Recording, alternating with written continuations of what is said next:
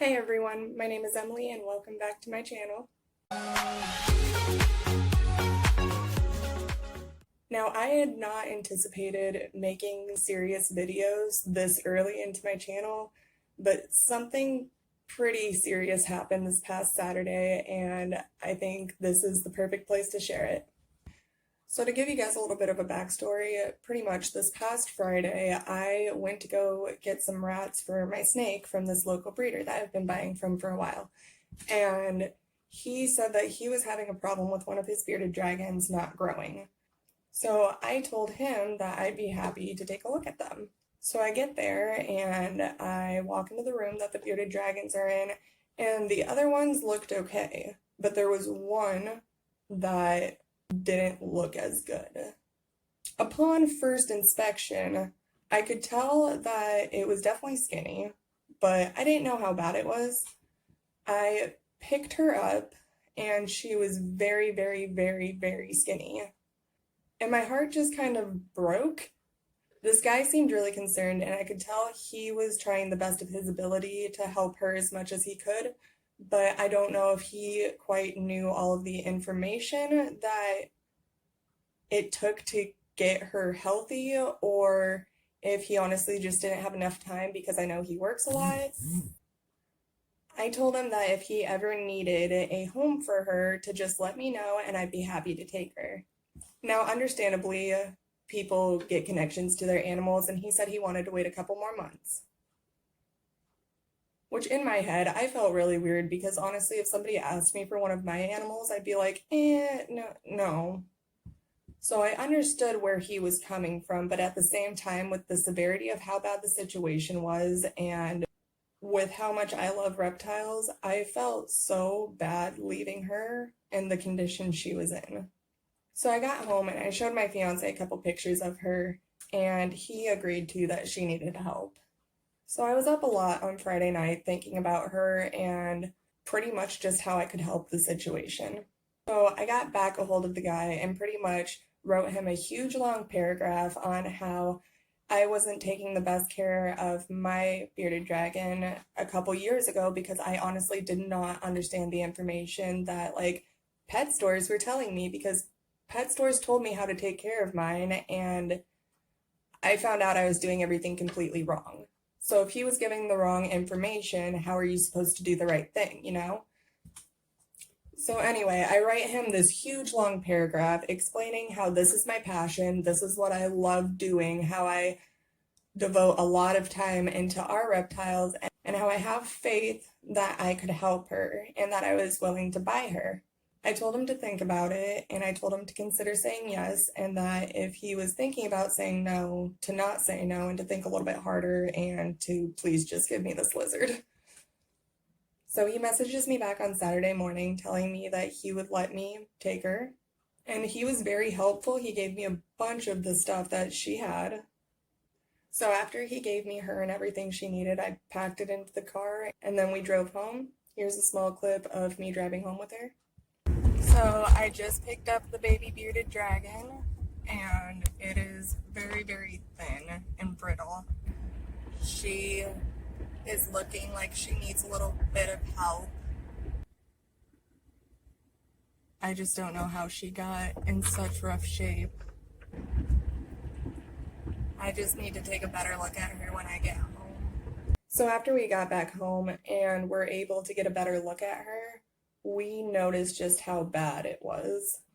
I'll insert some pictures too, but in these pictures you can tell how almost paper thin she is, and you can see her hip bones and her rib cage, and just the sight of her was pitiful. We thought the first thing that we needed to do was to get her soaked, and she had some stuck shed and she just looked dehydrated. After her first soak, we kind of just put her in her enclosure and let her kind of feel it out a little bit. After being in her enclosure for a little while, she used the bathroom, and we noticed that there was some blood in it, which is something I've never had to deal with my reptiles before. So of course I freaked out a little bit. I tried to call every single vet that I knew of, but unfortunately, since it was a Saturday, the only place open was the emergency vet, and unfortunately, the closest emergency vet near me does not know a whole lot about reptiles. So the two veterinarian offices that I knew in town that were extremely good, I had to wait until Monday for them to open back up. So after freaking out about the vets being closed, I then got on Facebook and joined almost every bearded dragon group that I could just to try to get some information on what I could do. And then about 3 hours after we got her, my fiance comes running in and tells me I need to come look at her because she's not okay. I then walked over to her enclosure and she was having a seizure. And that was so scary because I've seen some animals have seizures and not come out of them before, and I thought we were going to lose her. I did not think she was going to come back out of it. She had her back completely arched and her head was laying towards the side, and she had her mouth open and she was just twitching, and I was horrified. I literally thought she was going to die. So our first thought was dehydration again. And we filled up a Tupperware of water and just let her soak in there. And she put her head underneath the water and just drank like I've never seen a bearded dragon drink before. She sat there and drank for like minutes on end. And that just shows how dehydrated she was. So after we soaked her, we put her back in the enclosure and we let her rest up for a little while. So we get through the rest of Saturday and then Sunday rolls around. And by this point, she had only eaten a single mealworm in the past 48 hours. So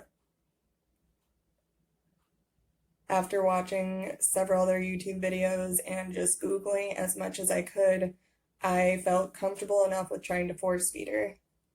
I used a blender and pureed some waxworms, black soldier fly larvae, and superworms, along with spinach, kale, and a couple of other grains for her calcium, herptovite, and bee pollen.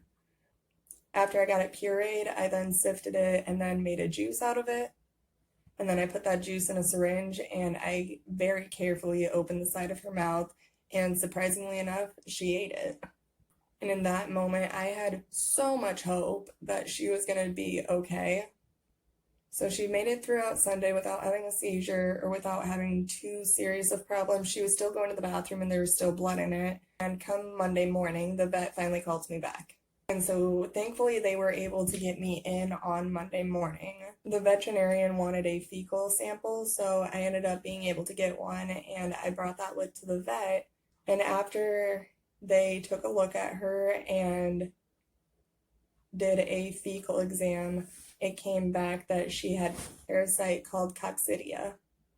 Coccidia lives in animals' intestines and can pretty quickly take over the body if it's not treated. So thankfully, according to the vet, hopefully we have caught it in time to where it is not too awful. I have to syringe feed her and give her medicine once every 24 hours for the next 3 weeks. And then I'm going to bring her back to the vet to get retested. So now it's been 2 days later, and she's getting a lot more energy back. I did forget to mention when we first got her, her heating wasn't correct. It was way lower than what it was supposed to be. So we were able to get the correct light bulb and get the heat back where it needs to be. I also have to supplement with vitamin D3 twice a week now, along with the calcium that she's getting every day. Now today that I'm videoing, it is Wednesday, so it's been 2 days since we've gotten back from the vet. Syringe feeding a bearded dragon both food and medicine is a lot harder than I thought it would be. However, she is doing so much better now. She's gotten a lot of her energy back. You know what, why am I just talking about it? Let me go get her. So this is Daisy, and she is doing so much better now. Daisy is roughly 8 months old and just extremely stunted for her age.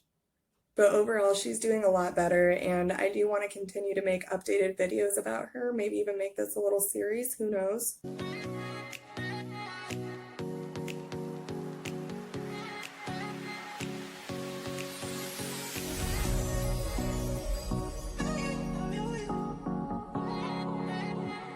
I did want to say a huge thank you to my neighbors and to their families who helped contribute for her vet bills. Like, people don't do that, and that's so incredible, and I am forever freaking grateful for that. Thank you so much. Well, that's all I have for today's video. If you liked it, then please give it a thumbs up, and if you want to, feel free to subscribe to see even more videos of Daisy and all the other animals we have. Thanks for watching. Bye.